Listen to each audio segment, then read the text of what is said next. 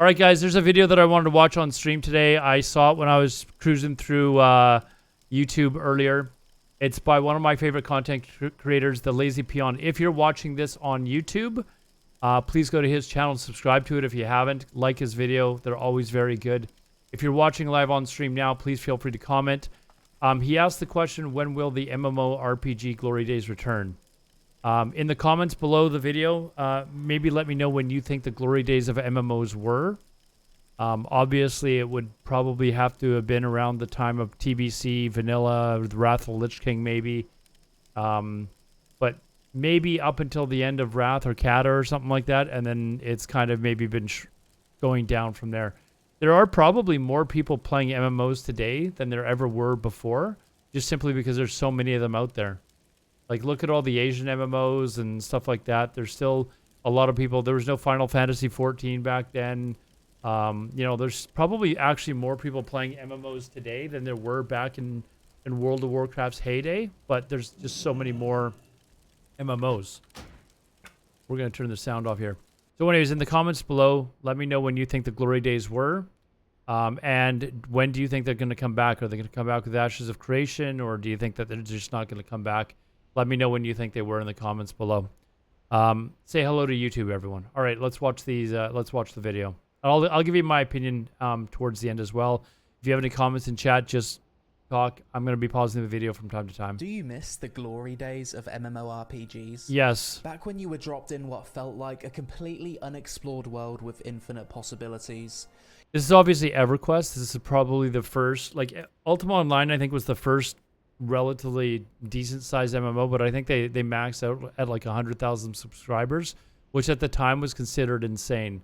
And then EverQuest came along, and I don't know what they maxed out at, but it was like, I don't know what it was. I'm spitballing like 250,000 subs or something like that.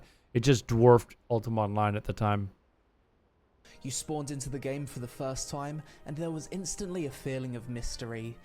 I have no idea what this game is. Levels hanging out near the starting area, wearing their epic gear, and it'd inspire you or to this. keep playing to eventually like, where's Ultima Online? Same badass gear. Ultima Online like basically started the whole MMO genre. I know there was like one or two before that, but like nobody played them. Cosmetics from a cash shop and transmog wasn't a thing back then, remember? Every game felt like a new adventure, every character meaningful, with people potentially recognizing you in a capital city within server communities. The glory days of MMOs felt so magical because the games were huge, the music was epic, and for most of us, these were our first open world multiplayer experiences. But what is this? Was this Lineage? I can't remember what this was. not all of it is nostalgia. The success of classic WoW iterations and old school RuneScape show that older design philosophies, whilst outdated and used differently nowadays, can still appeal to a large audience. Even the forefathers of MMOs like... There it is. Possibly the best PvP game that ever existed. Full loot. You could loot the corpse of your enemies. You could kill anyone. There's hardly any safe zones. Was it Final Fantasy 11? Okay. But this was like, this was the first one that I ever played, Ultima Online, and it was we called it Heroin Online. It was so addictive. We would there was the first game where people would like legitimately like quit school to play video games. They would drop out. They would stop going to classes, and then they'd drop out, and then they would quit school. They would do nothing with their lives. And then they'd, end up working some terrible job for the rest of their lives because of a video game. Like Ultima Online or EverQuest, still see a lot of people going back to the private servers just to experience that classic style of MMO design. There's private servers for Ultima Online, EverQuest, all these old games, but I know there's Ultima Online, there's a fairly robust community. Where your choices were impactful, progression felt meaningful, and social interaction was more abundant. I'd consider the MMO glory days to be the time period from roughly 1999 to 2012. The release of 2012, so he doesn't include the beginning of Ultima Online, but he does include, Ultima Online came out in 1997. But he obviously does... He doesn't include Lineage either. Oh, I think it's got to be earlier. I think it's got to be 1997. 1999 is when EverQuest came out, I think. Of World of Warcraft in 2000. What did he say? 2012? So yeah, that's what I said, right? I said like basically to like the end of Cata or whatever, and then it started to come out. 2004 Was it Dark Ages? No, I think it was EverQuest. When did more. EverQuest come out? These years, starting from Ultima Online, EverQuest, RuneScape to WoW, and so many more that I can't list, created a highly 99, yeah. competitive and, most importantly, incredibly motivated market. People. Because I remember when I was playing Ultima Online, EverQuest came out, and like literally half our guild quit the game. Like they just stopped playing game and they went over to play EverQuest. Loved MMOs, and developers wanted to be a part of this new virtual world phenomenon. Just from 2004 to... Okay, so 2004 we had... okay, so EverQuest 2. Is that EverQuest 2? Yeah, EverQuest 2 in 2004. Look how many came out in 2004. That's crazy. I played EverQuest 2 for like, I think maybe like 2 months, and I hated it and stopped playing. To 2005, 31 new 31? MMORPGs were released, ranging from Dofus and Metin 2 to World of Warcraft and Guild Wars 1. In 2021, Guild Wars was we pretty saw cool Elion too. And New World release. Wait, what? Elion? What about? When was Albion? Is he mispronouncing it? Is it Albion? When is Albion Online? Ranging from Dofus and Metin 2 to World of Warcraft and Guild Wars 1. In 2021, we saw Elion and New World release. Oh, Elion. Okay. Elion died pretty much instantly. Okay, that's why I never heard of it. Fair share of struggles, to say the least. You know what? New World, we are gonna go back and try that out. I know some of you hated New World when I was playing it, but they look like they've made some really amazing adjustments to the game. And we'll probably go back and try it for a couple of streams just to see the changes. It's not going to become the main game or anything like that, but just something to mix it up and see the kind of changes that they made. It looks like they've progressed and done a lot of good things in New World, so we might give it another shot. Released. In 2022, we've only really had Lost Ark. Throne and Liberty by NCSoft was supposed to release at the end of the year, but is delayed till 2023. So as an MMO Have you guys been paying attention to Throne and Liberty? content creator, I've really had to scrape the bottom of... You play New World now? It's better. No, I'm actually watching New World. Like it actually looks better. They still need a gigantic raid in it. Yes, it's no longer New World. It's just World now, right? They can't call it New World. It's been out for almost a year. So, anyways, the barrel the past few years. I kind of feel like MMOs peaked around WoW's Wrath of the Lich King expansion that saw a peak sub count of 12 million players, and this was at a time when way less people had access to PCs capable of running large MMO-like games. In today's gaming market, if we had a new MMO phenomenon as big as WoW was at its peak, surely that player count would be at least double due to the growth of gaming as a whole. Ooh, so probably more than that. What would need to happen to MMOs for us to go through another time period where MMO... like I said at the beginning of the video, there was 12 million people playing World of Warcraft, but the other games were dwarfed by comparison. There's probably so many other MMOs out there, especially like in Asia, where they've got a huge market. Like the MMO market probably has roughly the same player base, but just way more MMOs. And it's just that everything else, like FPS games and stuff like that, have risen so much that they dwarf the MMO market now. RPGs are the hype genre again, where every dev is jumping on the bandwagon trying to cash in on their own Only way that's going to happen is Riot's MMO. I think Ashes of Creation, dude. I think Riot's MMO will be pretty... I'm going to be honest, like I haven't seen anything as far as like gameplay footage. I don't think they actually even have any right now. It's all just kind of talk. But I think Ashes of Creation is going to be massive. I think it's going to be absolutely massive. So MMO. I think Ashes of Creation will have a release with a population of at least the size of New World, but the staying power will be much longer. Like from 2004 to 2012. Are we, the players, the problem? Is corporate greed just taking over? Or are younger gamers with their shorter attention spans just not into MMO's long-winded progression? Hey, We'll you get into all younger of that, gamers, but let's first blame it a on them. sponsor. Infinite Magic Raid is the newest and biggest idle RPG hero collector of 2022. Enter the Lowe's continent, a fantasy world with charming, stylized graphics, full of mystery, magic, and evil to defeat. To begin your adventure, you'll need a team of heroes, and in Infinite Magic Raid there's over 200 of them spread across 10 factions, each with their own unique skills, Not a chance it'll be another New World launch. I'll bet you money on it. I'll bet you a polar bear swim on it. It's not. It's way better developed than New World. The people that they have on the Ashes of Creation team, if you look at their company profile, have way more experience and they're way more experienced programmers than and game developers than what they had on Amazon. There's a video that I can't remember who did it. There's a video that I can't remember who did it, but they actually compared the New World, or sorry, they actually looked at the New World development team, and literally none of them had any previous experience at the position that they were working on for Amazon.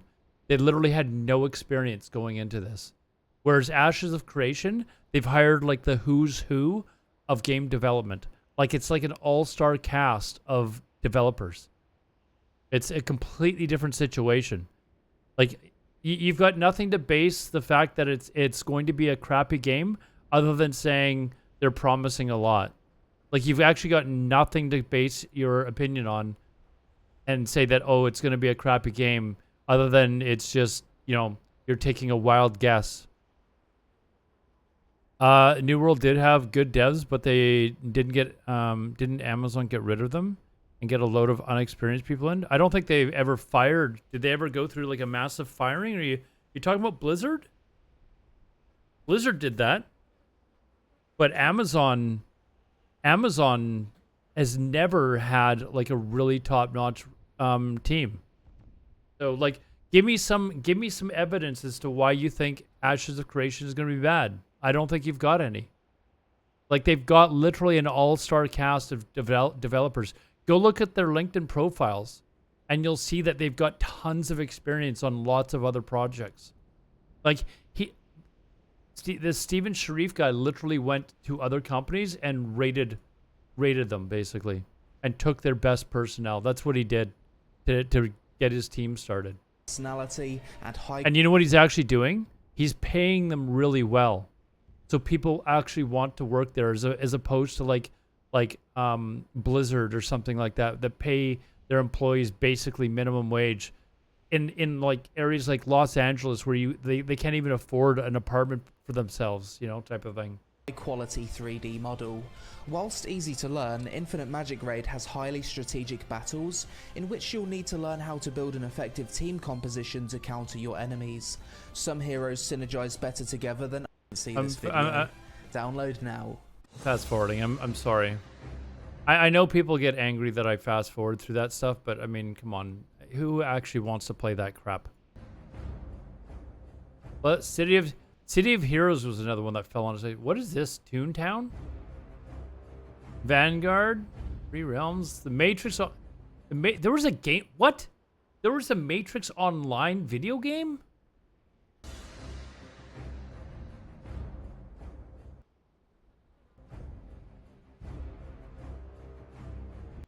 Look at all these. They're all just shutting down. The Matrix Online.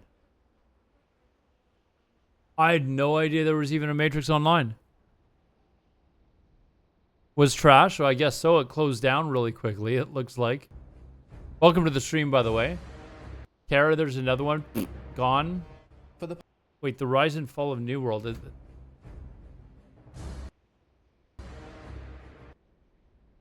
Man.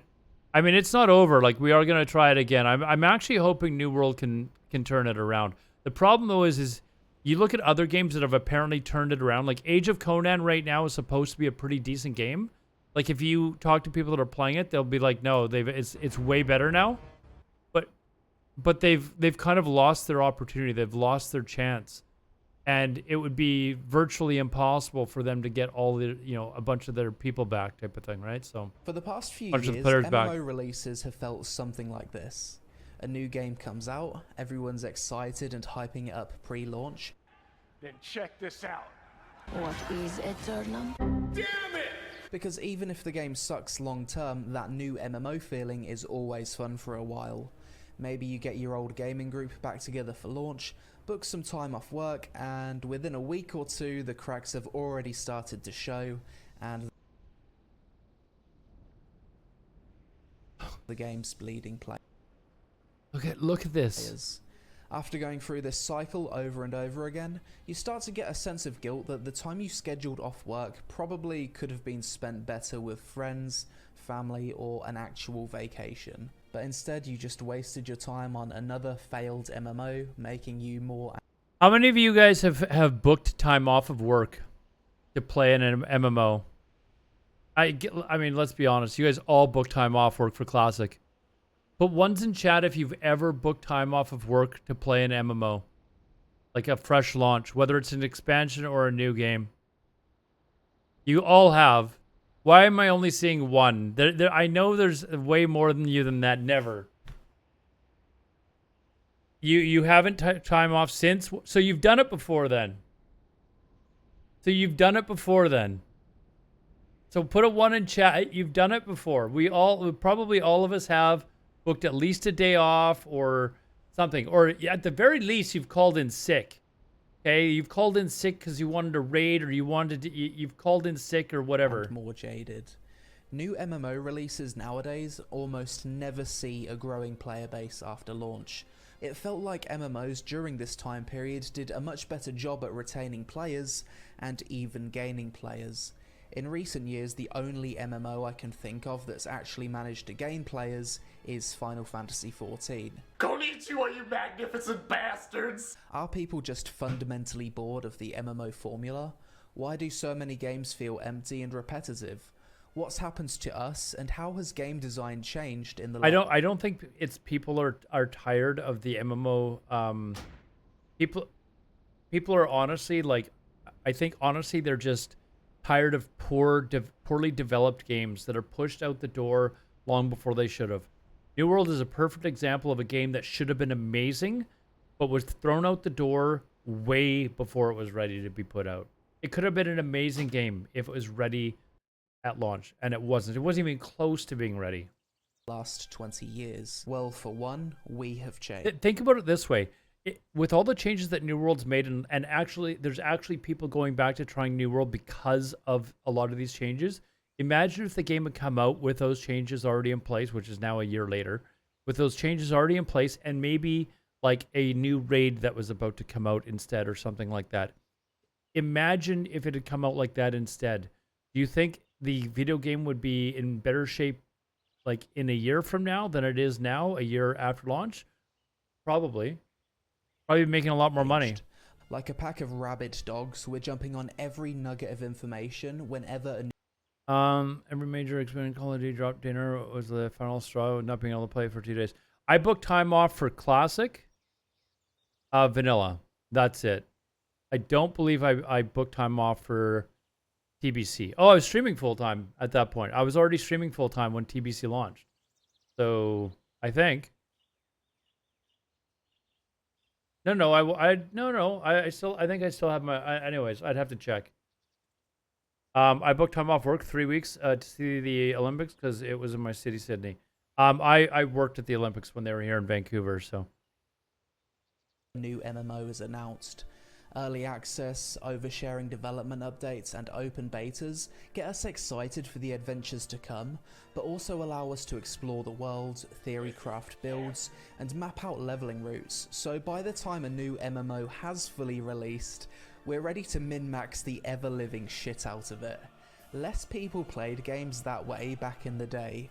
Do you remember being excited to get your first pair of shoulders back in Vanilla WoW? Amazing. It looked like a rug at best and gave you nothing but armor, but to fill that empty slot after days of progress felt amazing. I bet there were times where you'd stray from the path just to kill random mobs in the world, not because they were optimal XP, but because it was new and it looked at you funny. I'm gonna kick your ass. We haven't even touched on data mining yet, but let's just call this overarching change information pollution. The moment info is leaked or discovered, it's shared in the form of YouTube videos. I honestly hate data mining. I honestly wish these guys data mining would just fucking Like, seriously, stop.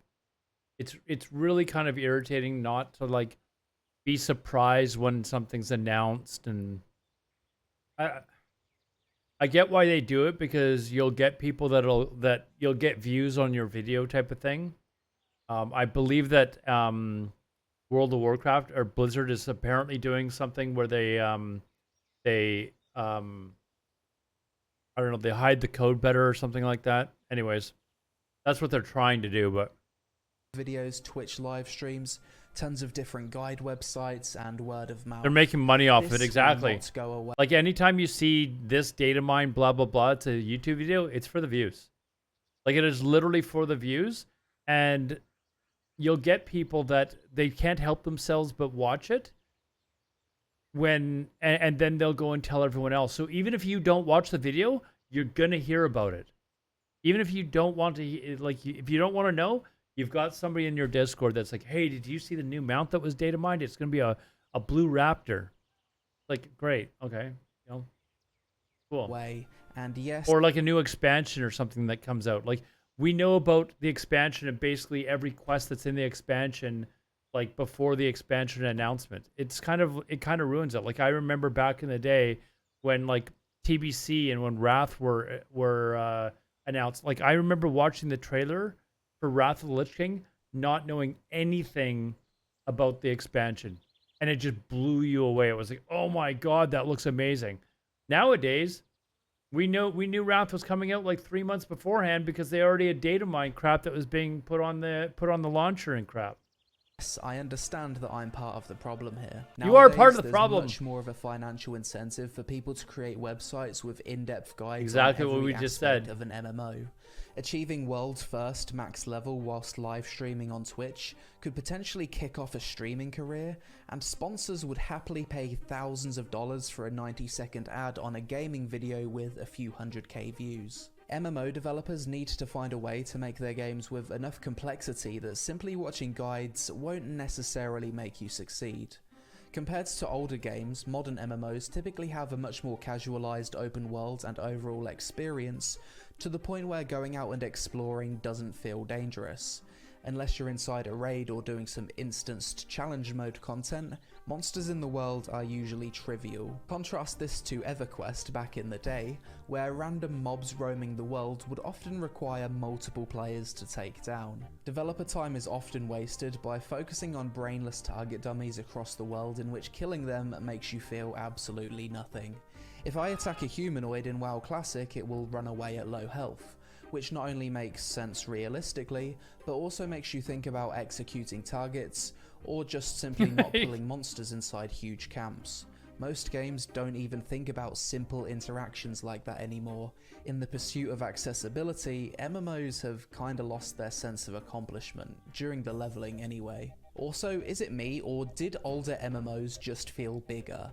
Larger worlds, longer time to get to max level, more races, professions, dungeons, mob types, and quest lines. It does feel bigger, and you have I don't know if it's today's generation. I don't know if it's today's generation, but they don't have the patience to like level. Like, I don't know if any of you played Lineage 2. Lineage 2 was one hell of a grind to get to max level. I don't know that type of a game would actually do very well in today's market. I just like, if you think World of Warcraft is bad, Lineage 2 was like twice as long. You played Lineage 2 religiously? I played it for a bit.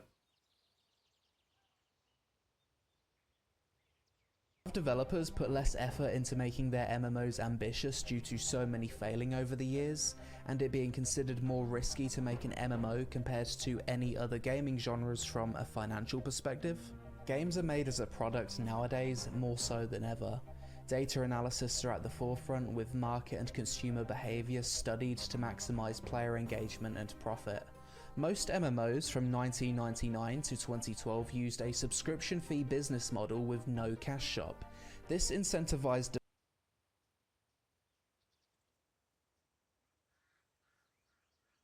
Star Wars: The Old Republic I played beta for that. I played beta for World of Warcraft. EverQuest I didn't actually ever play. I think I maybe played like on a private server or something like that. people on stream asked me to play it. I can't remember. EverQuest 2 I played for a bit. I'm surprised he doesn't have Dark Ages of... He hasn't mentioned Dark Ages of Camelot yet because it was one of the bigger ones. I'm a little surprised he hasn't mentioned that yet. Developers to make the game as good as possible, constantly pumping out updates to keep people handing over money every month because they enjoy the game. This was fine until some developers realized they could take a different approach and see much larger profits. In-game shops. In-game shops, right? The free-to-play model, aka create problem to sell solution. For this to be successful, you want to create a low skill floor at the start of the game so players don't quit. In sub-fee MMOs, players are more likely to persist with difficulty because they've already paid the money and have committed to invest time into that game. Once a player is sufficiently invested into a free-to-play MMO, you can start to introduce the little annoying systems or inconvenience them in some way. Boring dailies. Imagine that. Like, you're developing a game to deliberately annoy your customer to the point where you're getting them to pay to enjoy the game more. Like, you're deliberately developing a game that sucks, and getting them to pay for, like, you know, like, to add systems or whatever, XP bonuses or something like that, or allow you to skip content that really is not fun to play. Imagine deliberately doing that to your customers. That's basically where we're at today. Lack of inventory space, have every in-game obtainable outfit look like arse, cap the amount of dungeon entries you can do, the list goes on and on. At that point, you can then sell them the solution. This is why games like Lost Ark have such arbitrary leveling experiences. It's simply to create a cheap feeling of investment so that players are more likely to spend money on the cash shop later on. Free-to-play MMOs have put developers against the players by making it financially beneficial to create problems to sell solutions. Whereas the old sub-fee MMOs, the developers are incentivized to give players the best game possible to keep them subscribed. For me, this is the biggest reason why MMOs from 1999 to 2012 just felt different. The business model just allowed these games to attempt to be the best versions of themselves. Whilst modern MMO monetization sounds greedy and malicious, it often is, by the way. When I look out over the next decade, I see more opportunity for our company than I... To play devil's advocate, it's bloody expensive to make an MMORPG, more so than any other genre of game. Some MMOs have taken 7 to 9 years of development time to make, and cost close to $200 million. Many failed MMOs never made back their development costs in revenue before being shut down, so with many examples of failures over the past few years, there's increased pressure from investors for a company to make back that money as quickly as possible, even if it damages the integrity of the game in the process. Think about it, why would you invest 50 to 100 mil over 7 years to make an MMO that may or may not be successful, when you could invest less than 1 mil to make a mobile game that will probably see you 10x your investment within 2 years.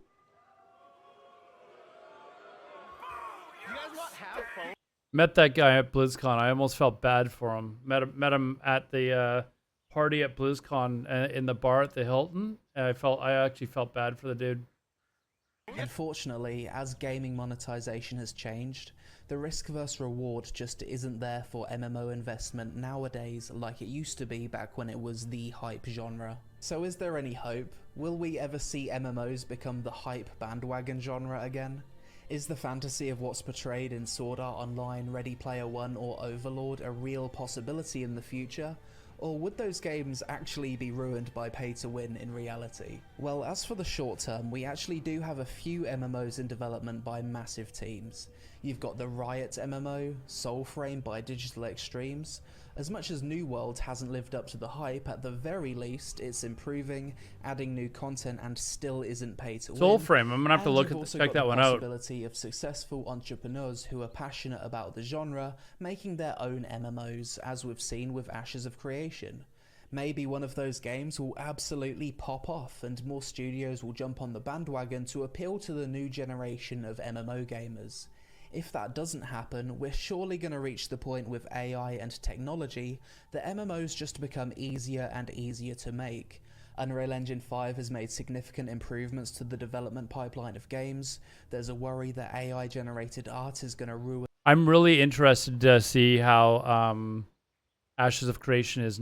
When I was alpha testing it, it was using Unreal Engine 4, and I asked Margaret, she's the customer service representative, she used to come into my streams, if they were planning on upgrading to Unreal Engine 5, because I think then it was like in beta or was just about to come out or something like that, and she said they weren't sure, but since then they've actually switched over, so that's kind of interesting. In the art industry, and computers are still becoming more powerful every year.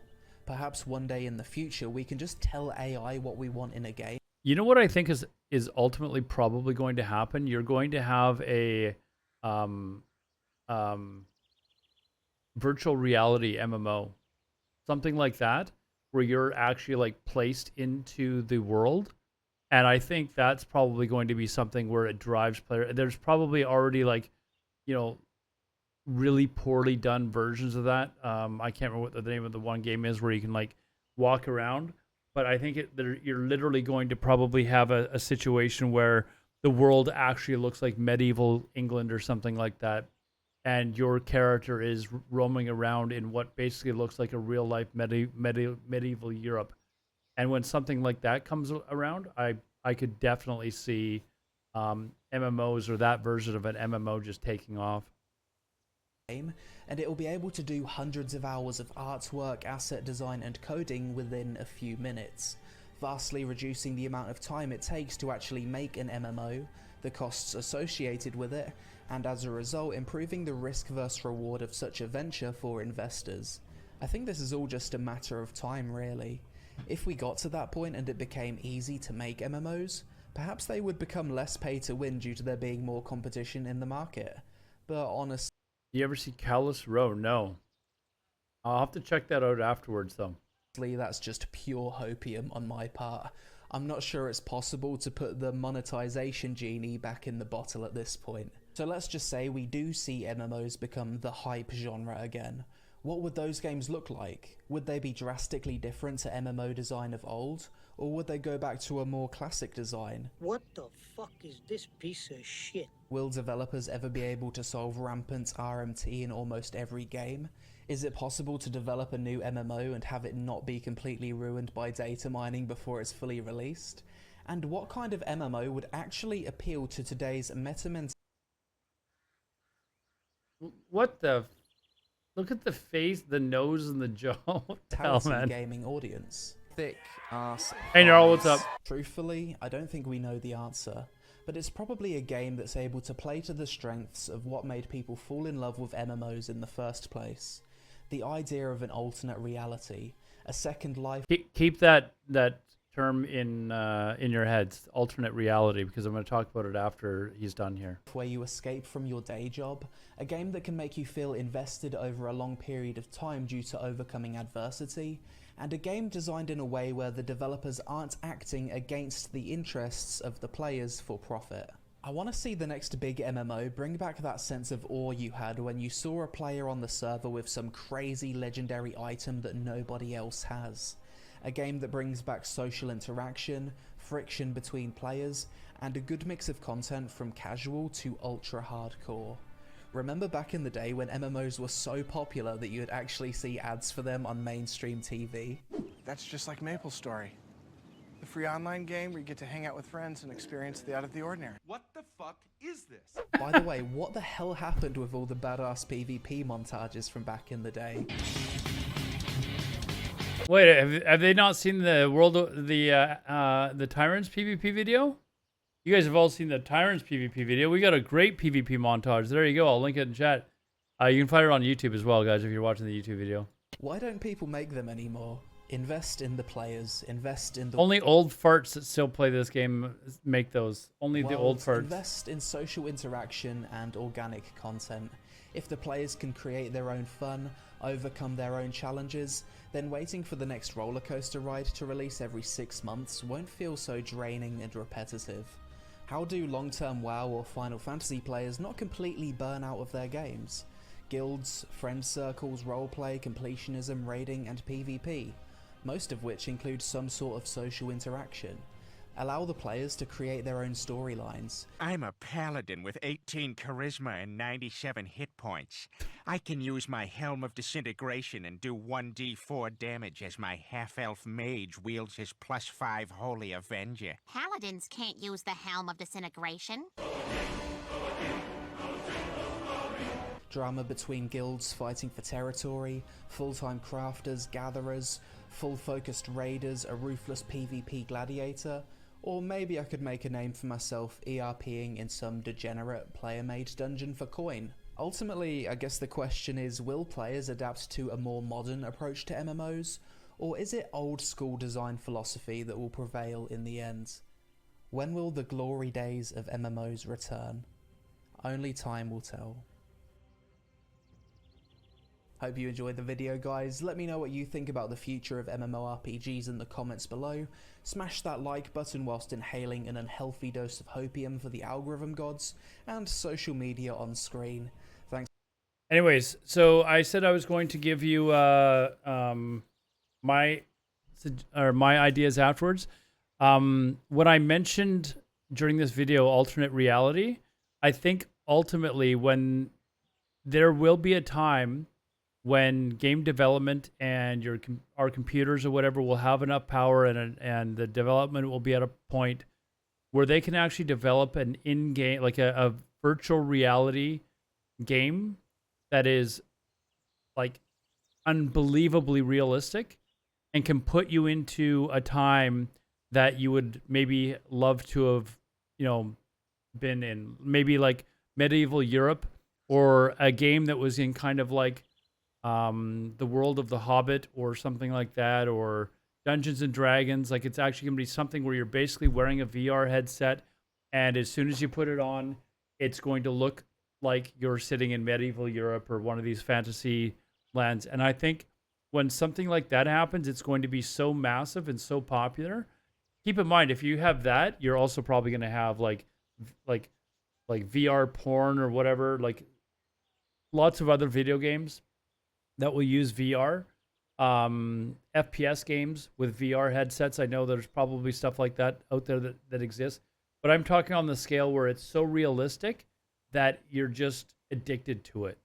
And I think that's one of the reasons why MMOs went through this phase where they were super popular, because they weren't realistic, but it allowed you to experience an alternate reality in a way that we'd never done so before. Now we're so used to it that it's kind of boring. But if we get to a point where we put on a headset and everything, no matter where we look, looks like a real life like experience, and it's also done really well, like the gameplay is really well, the experience is lifelike, like you can get into, like a fight or a caster fight or whatever, and it looks real. Like, anyways, I think at that point, you're going to see a resurgence of MMOs, if not sooner. It could be with games like Ashes of Creation, perhaps. We'll have to wait and see. Time will tell. There's obviously some people that are skeptical of Ashes of Creation. I think Ashes of Creation will actually turn out to be very, very good. I think that their development team is actually listening to their customer, whereas a team, for example, like Amazon Game Studios, had to listen to Amazon, or Amazon, like their parent corporation, and telling them, listen, we got to get this product out the door.